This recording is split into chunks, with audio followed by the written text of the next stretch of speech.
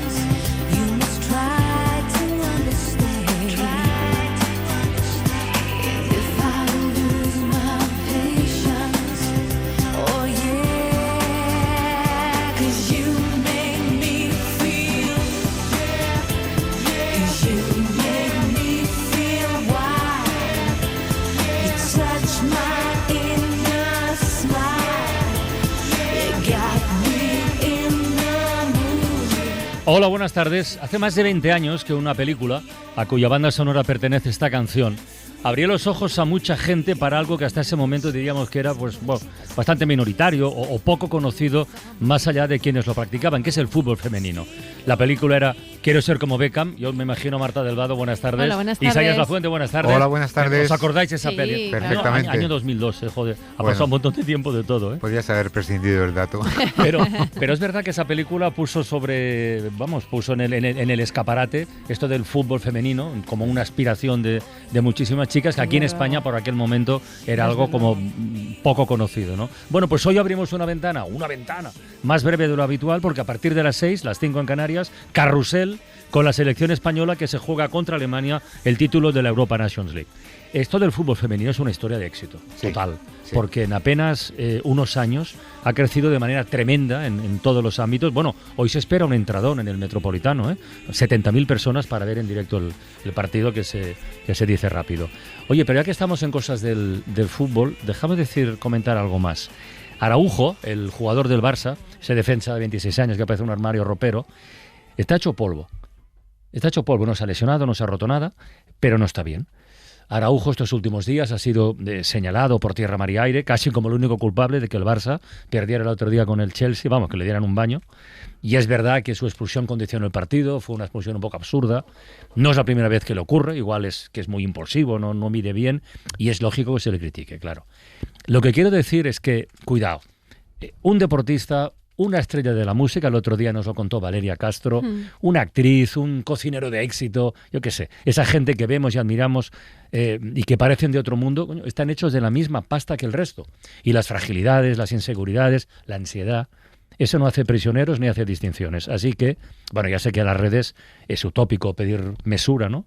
Pero en la medida de lo posible, y también en los medios, un pelín de contención en la crítica, pues igual no estaría mal. Ya está. Estaría bien. No, es que yo creo que junto a los preparadores físicos cada vez más tiene que haber preparadores psíquicos, porque a estos personajes les pasa lo mismo que nos pasa a todos, pero claro, multiplicado por 1000. Corregido y aumentado. Corregido y aumentado. En el elogio y en la crítica. Exacto. Y creo que hay que estar muy bien preparado para cosas. asumir lo uno y lo otro. Sí. Es posible además que en estos tiempos donde el mundo parece un escaparate global en el que constantemente nos mostramos y nos examinamos, es posible que la búsqueda de respuestas y soluciones a nuestros problemas se nos complique más de la cuenta. Pero ahí, como en casi todo, es recomendable acudir a los clásicos.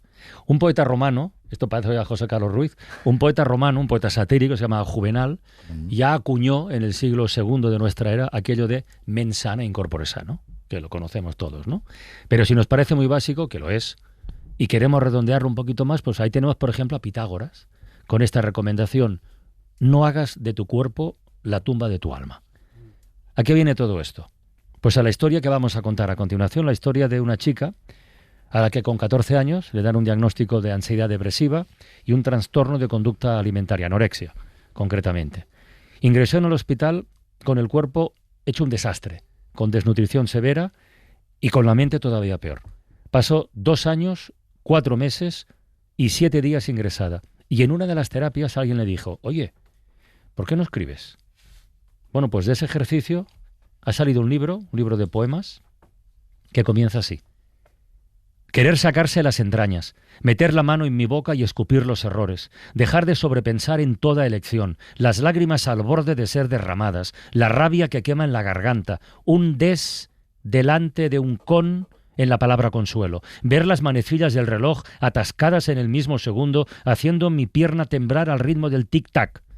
Culpa por todo, que no es, en realidad, nada. En Radio Granada, Nieves Pueyos Iglesias, buenas tardes. Hola, buenas tardes. Oye, esto no tenía buena pinta por aquel entonces, ¿eh? Eso que acabo de leer, ¿verdad? No, la verdad es que no. ¿Cómo estás, Nieves? Muy bien, la verdad, muy ilusionada de estar aquí. Joder, nos hace mucha ilusión a nosotros que te asomes a la ventana. Empiezas el libro, además, dándote las gracias. Agradeces a todos los que te rodean, a la familia, a los amigos, los terapeutas, pero te das las gracias a ti por decidir vivir. Sí. ¿Cómo fue ese chispazo, Nieves? Creo que al final, a base de toda la terapia y de todo lo que he pasado, al final he visto que he sido yo la que tomé la decisión de querer vivir, de seguir adelante a pesar del dolor que se sufre durante el tratamiento, y fue eso lo de decir, oye, ¿quién me ha sacado de esta mierda? He sido yo. Pues ¿por qué no darme las gracias? No solo por haberme recuperado, sino por haber escrito durante tantos años los poemas y atreverme a publicar el libro. Te das las gracias y te pides perdón. O sea, sí. Hablas del perdón, de perdonarte por sentir como sentías. Una cosa que nos ha llamado muchísimo la atención y que tiene que ver con este libro de poemas. ¿En qué momento sientes que te dejan de ver? Porque en la página 33 leemos: he modificado mi ser de todas las formas posibles, esperando una atención que nunca llega, y vivo esperando a que alguien note mi existencia. Oye, ¿qué siente una persona cuando se nota invisible a los ojos de los demás? Pues yo empecé a sentirme así, la verdad es que desde pequeña. Mi talón de Aquiles, por así decirlo, siempre ha sido la amistad. Y si ya en la infancia es potente, en la adolescencia, al final todo depende del ámbito social, es cuando se empieza a desarrollar más eso. Y cuando ves que te dejan de lado, cuando ves que nadie se acuerda de ti para quedar, cuando ves que te critican o que dicen cosas sobre ti, te empiezas a volver invisible y te planteas que quizá el problema es tuyo, que no es porque ellas no te quieran aceptar, sino porque tú eres alguien raro, alguien que no merece que le quieran y que debería de cambiarlo. Pero has logrado entender, perdona, Sí. ¿de dónde venía esta insatisfacción? De rechazos constantes, posiblemente. De intentar caerle bien a la gente o de intentar que mis amigos me apartaran. Al final, uno tras otro te la acabas creyendo y acabas diciendo, oye, pues sí, me siento sola y nadie me ve porque también me siento mal y nadie me está haciendo caso. Rechazos por cuestiones físicas, por cuestiones sentimentales, rechazos de todo tipo. ¿Por qué, Nieve? Es que tratamos de entender, perdona, por eso te preguntamos. Sí, no te preocupes. Creo que un poco de todo. Yo soy una persona que ya desde pequeña le ha gustado leer, le ha gustado, pues no sé, quizás ciertas actividades que no son tan normativas, que luego al final te das cuenta que es una tontería, ¿no? Pero siempre era como, yo no estaba interesada mucho en el mundo de las redes sociales y ya era raro por eso. Entonces como, ¿por qué no estás pendiente de redes sociales? ¿Por qué no tienes X seguidores? ¿Por qué? También a nivel físico, pues yo no he sido una niña nunca que estaba gorda, pero tampoco estaba delgada. Y ya desde pequeña empiezan los comentarios de ¿tú cuánto pesas? Yo soy una chica muy alta y por lo tanto ya desde pequeña pues pesaba más que las demás, porque obviamente con el peso pues eso influye. Y era como, yo peso más que esta niña. No llega a esa conclusión, pero empiezan los típicos de juego de ella no, porque le gusta esto. Y es cuando empieza a sentir ese rechazo. Porque todo eso lo sufrías en silencio, perdón, Nieves, ¿no lo hablabas con tu gente cercana? No, porque yo siempre he sido una persona que siempre se lo ha tragado todo, porque yo siempre podía con todo, soy la hermana mayor, es como, bueno, no pasa nada, yo la responsabilidad es para mí, esto son tonterías, no le doy importancia, yo el colegio y el instituto, yo soy una persona de sobresaliente y matriculado, ¿no? Entonces para mí lo importante era el colegio y el instituto, no los amigos, era como, bueno, esto ya se pasará, no pasa nada. Hay un poema, Nieves, en el que describes que la grieta en tu vida comenzó mucho antes del TCA. Dices que quizás el TCA es el resultado de un montón de heridas que no quisiste sanar. ¿Qué hubiera cambiado si hubieras podido identificar esas red flags? O no sé si tú tienes identificadas cuáles eran. Sí. No hubiera desarrollado el trastorno, segurísimo. Yeah. Muchas veces lo digo, tendría que haberle pedido ayuda, pero es que yo no sabía que esto significaba eso.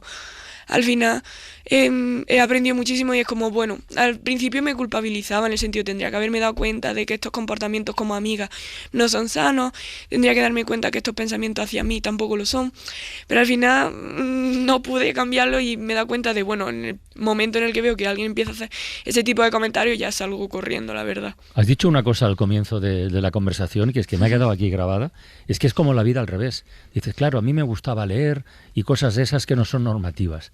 Bueno, y no tenía seguidores en las redes sociales. Para nosotros, para este tipo de adultos que somos nosotros, es el mundo al revés. Es fantástico que alguien con 14 años, con 12, con 13, con 11 se interese por los libros, sea curiosa y quiera leer y que se la sople en las redes sociales. Y sin embargo, tú has nadado o has navegado mucho tiempo contracorriente, ¿verdad? ¿Eres consciente de eso? Sí, yo era como, bueno, mis padres me han educado en leyendo, ¿por qué tendría que ser malo? Pero es como, nadie lee, es como, joder, ¿por qué será? O el tema de redes sociales, luego al final fue lo peor, porque ahí es donde ves más información, pero en un principio era como, ¿y yo por qué voy a tener a gente que no conozco? O sea, qué miedo, que internet da miedo, ¿sabes? Con 13, 14 años, ¿qué piensas? Nieves, ya has visto que Francino utiliza términos poéticos como se la soplen. En tu caso, la poesía fue antes de tu trastorno o el trastorno te llevó a la poesía. El trastorno me llevó a la poesía. Yo nunca había leído poesía como tal. Bueno, sí, Lorca no, obviamente, porque soy de Granada y quien no es de Granada y no ha leído Lorca, no. Pero yo era como la poesía súper difícil. Yo, ¿cómo voy a escribir esto? Yo era más de leer pues, novelas, tampoco de pequeño. Se nos inculca mucho leer la poesía porque al final es algo más abstracto, más complejo para entender cuando eres niña. Entonces fue a través de Javi, que fue el pedagogo que me llevó a la escritura terapéutica. Oye, ¿te has recuperado tú y has recuperado también a alguna de esa gente que te rodeaba y que no te miraba? No, la verdad, y no los quiero cerca. Yo he aprendido a vivir mi vida y me he dado cuenta de que son personas que siguen la misma línea, que sigo escuchando comentarios que siguen diciendo como yo por ahí no vuelvo a pasar, lo siento mucho y siento mucho la gente que tenga que pasar por eso. Pero por suerte no he encontrado gente que realmente es como yo y no solamente, aunque no sean como yo, me quieren y me aceptan por la persona que soy. Escribir es terapéutico, esto lo hemos repetido en un montón de ocasiones, pero en este caso concreto, cuando le preguntabas a Isaías si primero fue el trastorno, luego la poesía, qué es lo que fue, mira, da igual. Pero el resultado, por ejemplo, de un poema donde habla de su otro yo, es que me parece fantástico que lo podamos compartir esta tarde en La Ventana. Dice, hoy he quedado con mi yo de hace 3 años. Yo he llegado 2 minutos antes. Ella lleva 15 minutos esperando. Ella llevaba un chándal y ropa ancha. Yo llevaba mis vaqueros favoritos y un corsé ceñido. Ella pidió un café solo y yo un capuchino y un trozo de tarta. Me miró extrañada y con la cabeza aladeada al escuchar mi elección, pero no dijo nada más. Ella me preguntó si había alcanzado mi peso ideal. Yo le dije que casi nos costó la vida intentarlo. Me contó cómo era su vida, cómo llevaba el ingreso, y yo la escuchaba atentamente porque, aunque ya lo conocía, se merecía respeto. A continuación me preguntó temerosa cómo era mi vida, qué estudiaría, qué haría, mis amigos, mi familia, aunque yo en realidad sabía lo que quería. Con una sonrisa me cogí la mano llena de cicatrices y heridas y le prometí que ella ya no está con esa intensidad, es solo una sombra de la grandeza que tenía y que su voz ya no está casi nunca y pronto dejará de estar. Empezó a llorar y yo lo hice con ella, porque supongo que hay cosas que nunca cambian. Al terminar, abracé ese joven cuerpo prácticamente esquelético y le prometí que nos íbamos a volver a ver y que la próxima vez ella sería yo de la misma forma que ella es parte de mí. Toma ya. No hay más preguntas, señoría. No hay más preguntas, ¿no? Joder. No se puede expresar mejor, Nieves. Qué barbaridad. Es tremendo. Oye, ese casi nos cuesta la vida. Sí. Es Descríbelo. literal. Es literal.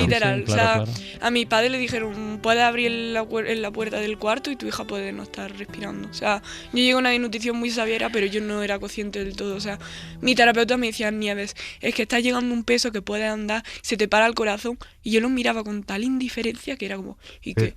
Pero Nieves, ¿era solamente una cuestión física o era psíquica también? Es decir, ya no solamente que tu cuerpo no diera más de sí, sino que tu mente dijera, en estas condiciones no merece la pena. Creo que un poco ambos. Al final no era consciente porque era lo que yo quería. O sea, era o tengo el cuerpo que quiero o no merece la pena seguir viviendo. Entonces era como, bueno, pues si al final me llega la muerte, pues no pasa nada. Hay un poema en la página 21 donde acabas diciendo que a los monstruos hay que matarlos con piedras. Sí. Sí, ya. ¿Cómo te llevas con tus monstruos a día de hoy? Me llevo... O sea, no están. No Vale. me llevo porque no están. Ya está. Muy bien, la verdad. O sea, ahora yo estoy en un punto en mi vida en el que el TCA apenas no está prácticamente. Yo no tengo pensamientos. Me miro al espejo y no veo cosas que cambiar más allá pues, de lo que tiene una persona normal. De, oye, pues me toca lavar el pelo, ¿sabes? Me llevo muy bien. Es verdad que este verano he tenido pensamientos, pero a raíz de situaciones de la vida que al final te tambalean todo y te hacen volver a tener pensamientos de no quiero que me abandonen, no quiero que me reemplacen. Pero bueno, creo que son pensamientos que tiene toda la gente en algún momento de su vida y de una adolescencia que yo no he podido vivir con normalidad y que ahora la estoy viviendo. Nieves, ¿por dónde se empieza a amar una misma después o durante una enfermedad como esta?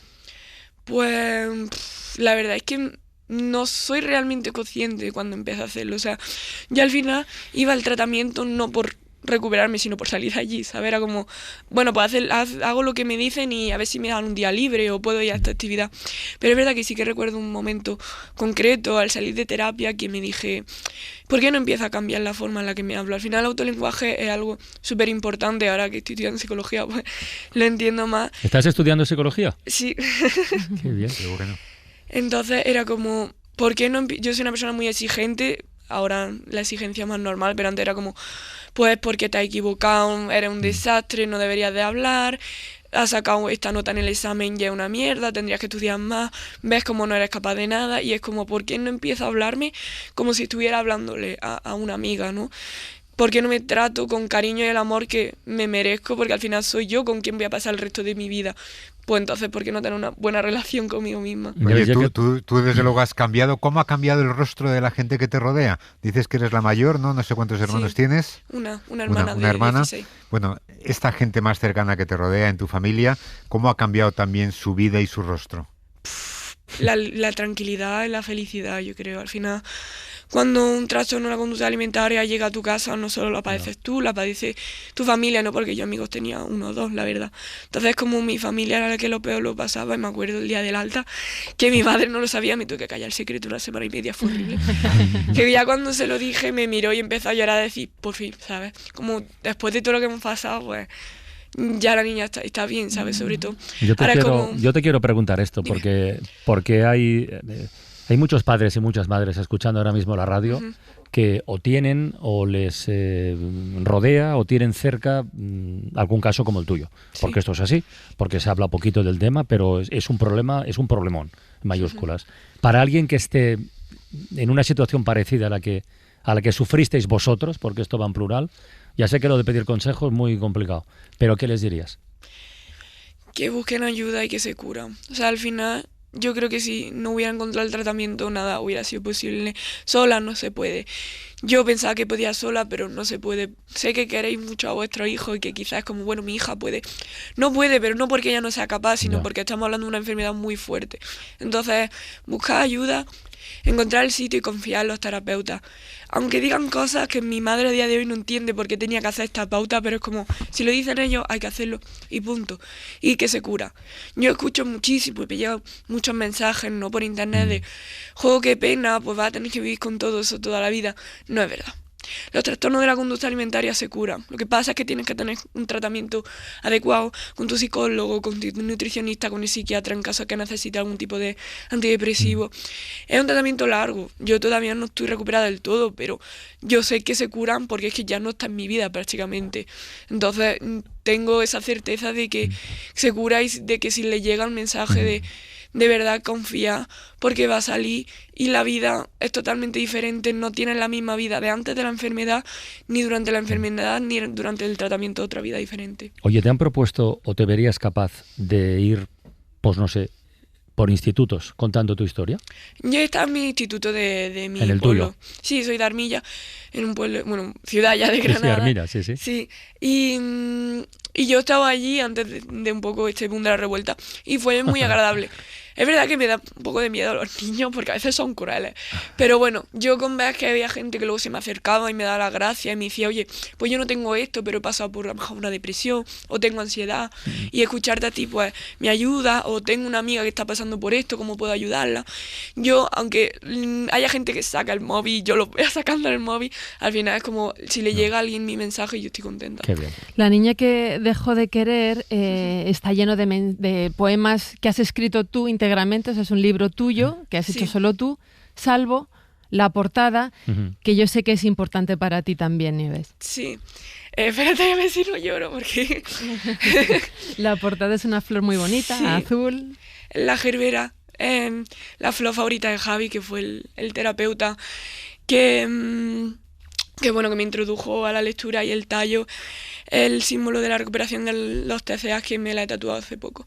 Además, la persona que me lo hizo, creo que es la persona que llegaba a querer más en mi vida y que me ha demostrado que, oye, que es fácil quererme y que valgo la pena, ¿sabes? Entonces, creo que que lo hiciera esa persona, ¿no? La forma en la que me lo enseñó y que al final se pudiera publicar, o sea, yo la veo, inevitablemente me acuerdo de esta persona, y es como el libro en sí es súper especial. Nieves, ¿y este es el libro o es el primero de tus libros? El primero, y creo que bueno, sigo escribiendo, pero hombre, este libro, no, el resto que escriba obviamente no van a ser sobre lo mismo.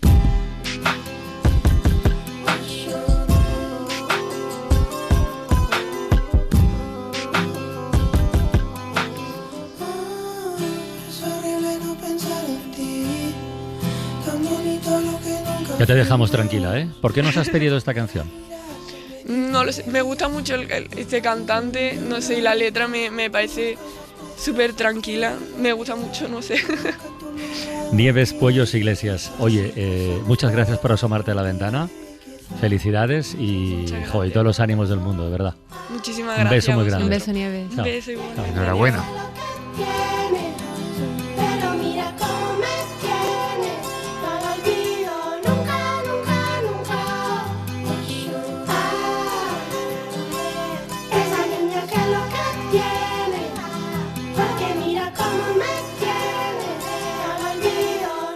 La Ventana, en Ser Podcast. Riders on the storm.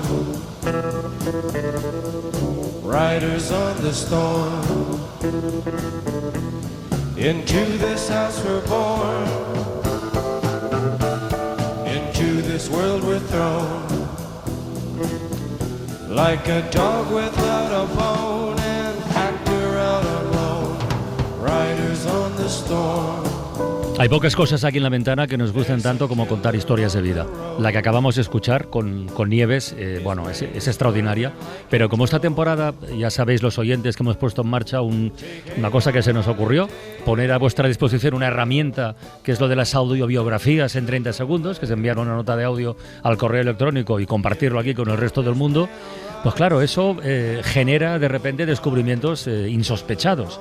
Ayer tuvimos aquí el momento emocionante, tenso y divertido para elegir a la audiobiografía ganadora del mes de noviembre. Claro, si tuviéramos que buscar una banda sonora al ganador, tendría que ser Jinetes en la Tormenta, porque lo que nos contó Jaime, que se autodefinía como persona normal, es que no tiene desperdicio. Soy un tipo normal. Tuve, nunca mejor dicho, mi instante de gloria el 31 de agosto de 2011 a las 7:20 de la tarde. Ese instante duró lo que tardó el cielo en iluminarse y un rayo en caer y atravesarme. El tiempo que tardaron unos 100 millones de voltios en entrar por mi hombro derecho y salir por mi pie izquierdo. Comparado con ese evento, solo puedo reafirmarme. Antes y después, siempre fui y seré un tipo normal. Jaime Polanco, buenas tardes. Buenas tardes. Bueno, tipo normal, tipo, o sea, no, esto no. Antes y después. Antes y después. A ver, como siempre nos quedamos en la audio con ganas de saber más. Jaime Polanco tiene 44 años. Por cierto, sus dos abuelos eran primos de Jesús de Polanco. Anda. En fin, es que esto no tiene de verdad.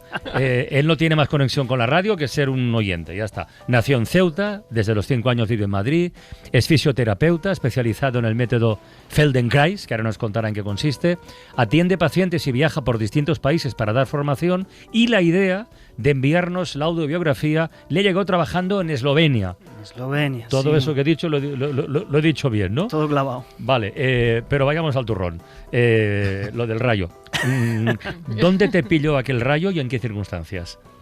Pues estábamos, porque estaba con una persona que era mi pareja en ese momento, y estábamos en el bosque de Oma. ¡Ostras! ¿De Ibarrola? Sí, el de Ibarrola. ¡Hala! Sí. Un sitio que tiene ya magia por sí mismo, ¿no? Sí. Y qué sé yo, a ver, no, típico verano en el País Vasco, típico, me van a perdonar, a lo mejor no, nublado, pero nada decía que fuera a haber una tormenta ni que se formara, para mí, como en 2 minutos. De la nada surgió una tormenta y ocurrió. ¿Y qué se siente qué? en ese momento? Y después, claro, A ver. o sea, ¿qué? ¿Tú qué recuerdas de eso? Esto es muy poco heroico por mi parte, porque es que no me acuerdo de nada. De nada. O No, sea, no, tengo, yo siempre digo, como si me hubieran apagado la televisión. O sea, no recuerdo ni el momento. De hecho, tengo como una especie de amnesia incluso de unos minutos de antes, y luego como otros 20 minutos. O sea, esto lo sé porque me lo han contado. Ya. Entonces, yo solo sé levantarme como si me hubiera pasado un tanque por encima. ¿Y lo primero que ves cuando abres los ojos? Lo primero que yo recuerdo es la silueta de un hombre, de alguien que vivía por los alrededores, parece, y que, o sea, mi imagen es como su silueta recortada detrás contra el cielo, ¿no? Y el tipo como moviéndome, y la sensación sobre todo de que él se quita algo, yo creo que era la camisa, y me la pone encima, porque con la lluvia y ya era cayendo la tarde, hacía frío, yo sentía frío. En un primer momento podías bárbaro. pensar, este San Pedro recibiéndome, ¿no? Ese tipo de evento yo no lo tuve, eso de he visto pasar mi vida o he hablado con mis antepasados. No te dio tiempo. No me dio la vida o nadie vino a verme, no lo sé, me tienen olvidado. Pero la sensación de confusión, sobre Ya. todo. Sí que podemos intuir que no ibais de la mano paseando, porque si no el rayo le hubiera pasado a tu pareja también. Le pasó también. Ah, le ¿Ah, pasó sí? también. Sí. A ella le pasa como... La trayectoria debe de ser como desde la oreja hasta el hombro, Sí. porque por ejemplo ella, que sí lleva algunas cosas metálicas, tiene como cicatrices ¿Ah, donde sí? el metal se calentó y se puso al rojo vivo. Ella tiene algunas cicatrices Qué en el barbaridad. cuello sobre todo, y luego por el hombro a mí Ujú. me sale por el talón. Claro. ¿Conservas algún vestigio físico de aquel episodio? Bueno, conservo un calcetín que tiene así como unos agujeritos, y al final en el talón tiene un agujero más grande, por ahí salió. Por ahí salió. Y luego tenía una zapatilla de montaña. Entonces es como un agujerito del tamaño de la cabeza de un alfiler. Dices, por ahí pasan millones de voltios La en un leche. instante. Y aquella zapatilla, ya no sé, en alguna mudanza se perdió. ¡Ah! ¿Te gusta el fútbol? Bueno, más o menos. Bueno, porque yo creo que tendrías que ser socio de honor del Rayo Vallecano, ¿no?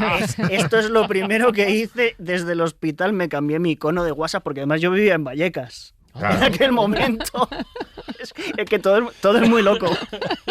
Y entonces me puse un iconito Por favor, del Rayo no puede Vallecano. ser. Digo, si se lo cuento, a lo mejor me hacen socio. Bueno, yo honorífico. creo que ya está contado, o sea, que si alguien del Vamos, se Rayo están Vallecano enterando ahora, por favor. nos está escuchando, Socio de honor. Me Socio de encantaría. honor. Pero María Jaime, Uchendusa. físicamente estuviste ingresado varios días, o sea, no Sí. te quedó ninguna secuela física después de, no sé, recibir No. una descarga como esa. No de largo tiempo. Los primeros días, como durante una semana o casi 2, tenía como unas líneas, tienen un nombre que lo voy a pronunciar fatal, líneas de Lichtenberg o algo, que es como un dibujo que se te queda Sí. de por dónde ha pasado el rayo, pero eso se borró en 2 semanas. Y luego, para mí, físicamente, tuve dolor de manos y brazos Ya. durante 5 años. Fíjate. Esto fue mi... ¿Ya mi eras tema. fisioterapeuta entonces o te Sí. hiciste después? No, ya era desde el 2002. ¿Ha sido tu oficio desde siempre? Ya que como Sí. la audiobiografía es muy breve, nos gusta ir preguntando y curioseando cosas. Sí, vamos, no he hecho otra cosa en la ¿Y vida. el ¿Y esto? coco, el coco qué te dice? ¿He vuelto a nacer o he estado a punto de morir? O sea, salir de eso, ¿cómo se sale? Pues a mí me dice principalmente, he vuelto a nacer. O sea, para mí es como mi cumpleaños es el 9 de abril y el 31 de agosto. Ajá. Y lo celebras. Vasco Ceutí. Y lo celebras. 31 de agosto, todos los años, haces... Pues mira, Almu y yo nos seguimos felicitando Sí. todos los años por WhatsApp por nuestro cumplerrayo. Y luego yo tengo la cosa como, me gusta ponerme vídeos de tormentas y cosas. ¿Ah, sí? No sé, a mí me fascinan desde Pero siempre ya y ahora o sea, más. era de antes que te fascinaban. A mí me Ah, gustaban, pero ahora cuando veo un rayo digo, wow, esto es fuerte. ¿Pero en los días de tormenta sales a pasear o no? Ahora mismo no me importa salir a pasear. O sea, entiendo que esto es una cosa que ocurre y ya está. Al principio sí que tenía un poco como de... Ya. Claro. así de cosa, pero ahora creo que lo tengo más normalizado. Entonces, como en las guerras, ¿no? En el agujero de una bomba te puedes refugiar porque en principio es muy difícil que caiga otra vez. Bueno, ahí. esto es lo que Ahí- dices, pero... Esto es lo que dicen, pero nunca se Oye, sabe. ¿qué es el método Feldenkrais de fisioterapia? Bueno, no es un método solo de fisioterapia. Yo tengo muchos colegas que son bailarines, actores, Ujú. psicólogos. Básicamente trabaja con la idea de la neuroplasticidad, que como tenéis a Nazaret os hablo hablado Sí, sí, sí, mil ya- veces ya de lo eso, que es como la capacidad del sistema nervioso de crear nuevas conexiones si quieres aprender una habilidad nueva o mejorar las que ya están establecidas como para refinar algo. Entonces utilizamos el movimiento y se aplica en una parte grupal, que yo tengo a la gente ahí en el suelo y les doy unas instrucciones que exploran, y por otro lado hay otra parte que se hace en la camilla. Te muevo, te toco, todo con la idea de que al cambiar esas conexiones en tu sistema nervioso mejore tu postura, Ya. te reduzca la tensión muscular. O sea, estamos te hablando de recuperes. energía también. Bueno, no tanto, pero más o no menos. esa energía, energía Vale. cinética, digamos. Ya. O sea, es un método que trata en Ah. lo más posible de ser científico, más que otra cosa. Vale. Oye, no sé si ayer tuviste oportunidad de escuchar la votación en directo, pero la que te eligió como ganador del mes de noviembre, no sé si tuviste oportunidad, pero estuvo muy disputada hasta el final.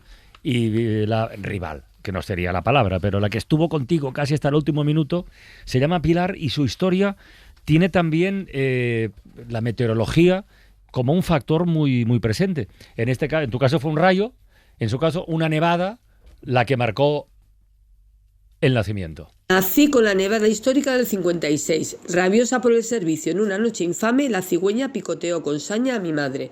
De ello dio fe mi hermano, que escuchó los gritos. Nieta de una campesina analfabeta, estudié con beca en un colegio de monjas de una ciudad clasista, asfixiante y franquista. Me volví de izquierdas, atea y feminista. Maestra en la escuela pública hasta más allá de la jubilación, comparto diariamente con Rosa Montero y Magui Curie la ridícula idea de no volver a verlo. Tengo 2 hijas y 2 nietas. Por ellas he emigrado a otro país. Pilar Ciutat, buenas tardes. Hola, buenas tardes. A ver, 2 preguntas fundamentales. Primera, ¿cuál es ese otro país?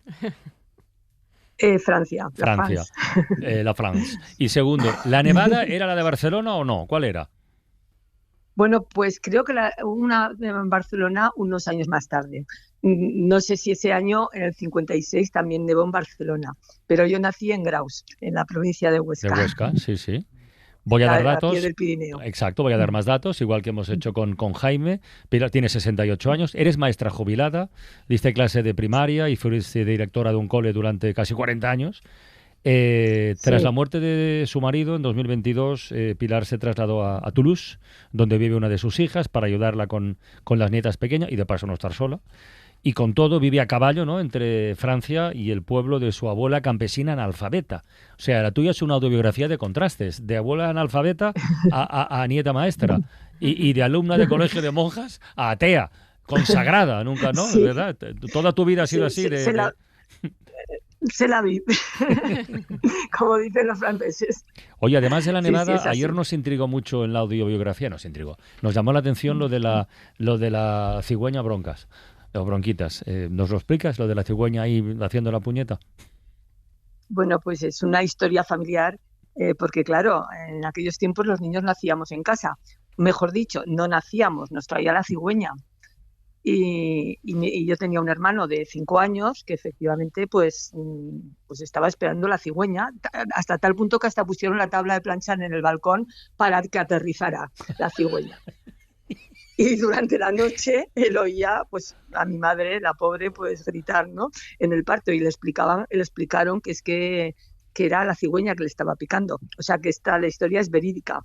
Es así, es una historia que de vez en cuando se viene a las sobremesas, lo recordamos y nos reímos un poco. Como maestra jubilada que has hecho ese tránsito a lo largo de tu vida, también ideológico, te quiero preguntar, cuando escuchas que ahora mismo los chicos y las chicas están haciendo el tránsito a la inversa, es decir, hacia la extrema derecha, algunos, y hacia el negacionismo, por ejemplo, en materia de feminismo, ¿qué piensas? ¿Qué hemos hecho mal?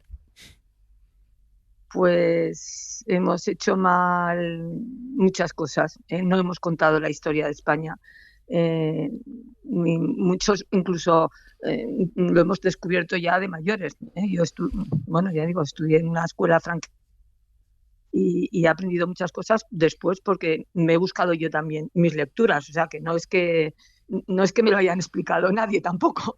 Y a lo mejor le recomendaría alguno de tus libros, Isaías. Ya. Bueno, sí, sería una posibilidad. Por ejemplo. Yo quiero decir algo con esto que comentamos tan a menudo, y joder, porque hay motivos para hacerlo, de lo del trasvase o eso de escorarse de una parte, no sé si pequeña, grande o mediana, de jóvenes hacia postulados de ultraderecha y fachas directamente. A ver, nosotros los adultos tenemos sin duda una parte de responsabilidad en no haber contado lo que ocurrió en este país. No tenemos un relato compartido. Tiene más responsabilidad quien ha saboteado ese relato, sin duda, pero además de todo eso, cada persona en sí misma, individual, y ya gente con 17, 18, 19, 20 años, tiene que poner de su parte. Por supuesto. Y hay una parte de responsabilidad de cada uno y de cada una para ver en qué mundo se mueve y que elija al que quiera. Pero yo, en fin, trataría de que no nos flagelásemos más de la cuenta, porque es verdad que hemos hecho cosas mal como país, pero hemos hecho muchas cosas bien. Que hay parte de esos jóvenes que hacen esa Claro, responsabilidad. Y de hecho son la mayoría. Claro. La minoría es quien vota a Vox o quien quiere votar a Vox, ¿no? Sí, no, y es lo que te contaba, también ese trayecto lo hemos hecho nosotros. Claro. A nosotros nadie nos ha contado muchas cosas. Y yo, de hecho, le decía a tu compañera que, estando aquí en Toulouse, he aprendido muchas cosas de la historia de España y del exilio que nunca había oído ni sabía. O sea que sí, estoy de acuerdo contigo, que es un esfuerzo también personal. Nosotros, Pilar, tuvimos la oportunidad hace ya unos cuantos años de abrir una ventana en Toulouse, donde conocimos a una exiliada que, hasta donde yo sé, hace un año y pico, seguía viva todavía, debe tener 90 y muchos años ya, que fue un testimonio maravilloso. Y contando cosas de nuestra historia y del exilio que efectivamente no conocíamos. Oye, hablando de conocerse, Pilar y Jaime, naturalmente no os conocéis, pero sois compañeros de fatigas radiofónicas. A mí me gustaría que os saludarais en antena y que os preguntéis o comentéis lo que os dé la gana. O sea que, ¡hala!, ahí estáis. Hola, Pilar, ¿cómo estás? Hola, buenas tardes. Buenas. Pues muy bien, encantada. Y bueno, y esto de la audiobiografía en 30 segundos era muy difícil. Pero competir con alguien que le ha atravesado un rayo, claro, la cosa se complicaba todavía más. Yo confieso que cuando lo mandé pensé que lo ibas a poner en el Mundo Today. O sea, no pensé ni que se lo fueran a tomar en serio. Yo lo mandé, dije, bueno, allá va y veremos qué ocurre. Así que... Sí. Pero claro, tú en tu caso, Jaime, tenías claro qué contar, ¿no? Un evento de toda tu vida. Bueno, y en tu caso, Pilar, ¿cómo fue? Pues difícil, como te decía, es muy difícil resumir en 30 segundos, que además, por cierto, los clavé. Hice un esfuerzo tremendo recortando para clavar 30 segundos. Y además muy sorprendida porque ni siquiera tenía esperanza de que la emitierais y vamos, que me hayáis seleccionado, para mí pues es un orgullo. Claro. Así Oye, que muchas gracias. ¿Y lo de cambiar de ciudad por las hijas y las nietas o los nietos, por qué ha sido? ¿Por puro placer, para ayudar? Bueno, pues un poco de todo, ¿no? Un poco por una situación de desconcierto, ¿no?, de hacer con mi vida, porque me quedé sola así de una manera muy brusca. Yeah. Tenía una nieta que nos enamoraba a los dos y bueno, pues también pensé que podía echar una mano. Tampoco soy una persona bastante flexible, no me importa mucho cambiar, no sé, las costumbres, no sé, me adapto. En la vida no he hecho grandes cosas, pero sí que creo que he sabido adaptarme a las situaciones. Bueno, pues... Y bueno, yo estoy feliz. Claro, eso es lo importante, eso es lo importante. Bueno, pues Pilar, oye, encantados de saludarte desde La Ventana. Si vienes algún día por Madrid y te quieres pasar por la radio, pues aquí te esperamos. Pues para mí sería un placer, porque os escucho a vosotros muchas veces y lo dicho, sería un placer a vosotros y a otros compañeros. A Javier del Pino también, lo escucho muy a menudo, me encanta. Muy bien. Y eso, y hago mucho caso de vuestras recomendaciones lectoras. Ah, mira, eso está muy bien. Un placer. Un beso muy grande, Pilar. Ha sido todo. Y a Jaime Polanco, nuestro ganador del mes de noviembre, le hacemos entrega solemne de la radio. Esto me hace mucha Le hacemos ilusión. entrega solemne, pero es que él, sin que nadie se lo pidiera, nos ha obsequiado con 2 botellas de vino de Ribeiro que llevan el nombre de Mal Rayo Te Parta. Que esto, no sé si es una colección particular, si es nuevo, si es de hace tiempo ya, o iniciativa de este año. ¿Qué ha sido esto? Es porque me gusta mucho el vino y a mí también, hablábamos, nosotros ¿no? también, sí, sí. Que la gente, yo creo que no bebe vino porque nadie se lo explica, porque es una cosa tan maravillosa. Y yo suelo celebrar mi cumpleaños con una cata de vinos para que la gente pruebe cosas, y este año pretendía que sea vino autobiográfico, contando cosas de mi vida. Entonces me encontré con esta botella, no sé ni cómo, y va para este cumpleaños. Pero no es que la hayas encargado tú, sino que existía el Mal Rayo Te Parta. Existe. Ribeiro, a ver, Colleita 2024. Joder, ¿de dónde será? Bueno, será de Galicia, claro, pero bueno, pues nada. Tienes que seguir, ¿no? Mal Rayo Te Parta, que yo me salvé. Pero conmigo que no cuenten. Conmigo que no cuenten, sí.